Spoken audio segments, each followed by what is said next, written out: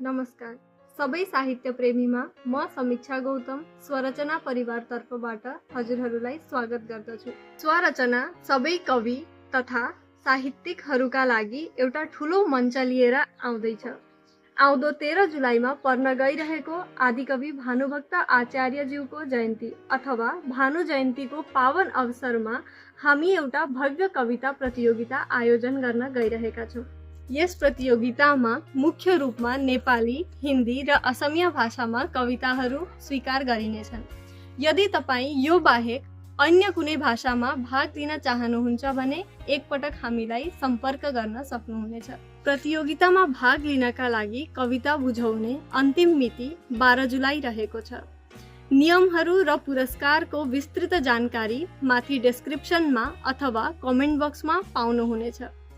त्यतिन्जेल तपाईहरू आफ्नो कविताको तयारी सुरु गरिहाल्नुहोस्। थप जानकारीका लागि स्क्रिनमा देखिएको नम्बरमा अहिले नै व्हाट्सएप गर्नुहोस्। स्वरचनाको यस खुल्ला मञ्चमा तपाईहरू सबैलाई हार्दिक स्वागत छ। धन्यवाद।